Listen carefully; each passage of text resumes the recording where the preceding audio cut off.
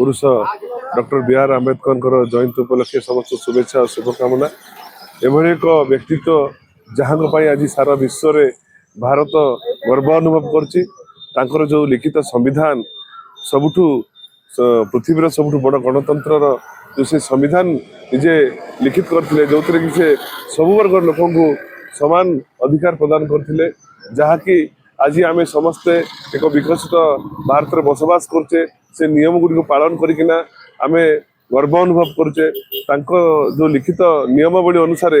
सारा भारत वर्ष में समस्ते समान अधिकार पाइपर समस्ते मिलित भाव में बसवास करें एवं समस्त चिंताधारा एक हवा दरकार से जो जाति वर्ण धर्म निर्विशेष एक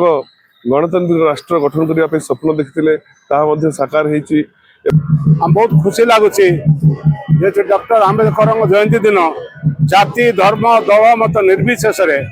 केवल कोरापुट नुहे प्रत्येक ब्लॉक स्तर में आयोजन होती। पट्टांगे भी आज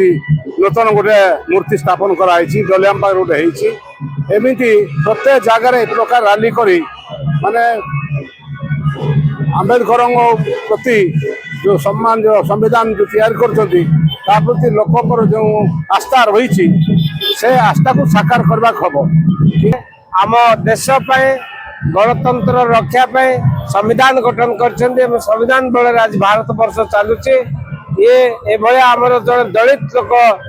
जे 32 डिग्री हासिल करते 4 PhD डिग्री हासिल करे ये विश्वर जड़े विशिष्ट बुद्धिजीवी मान मध्य जड़े तेणु से भाया जड़े पुरुषंकर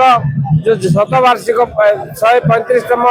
जो जन्मवार्षिक पालन कर समस्ते मिलमिशि आज बहु आडंबर सह जन्मदिन को पालन कर अत्यंत खुशी आनंदित।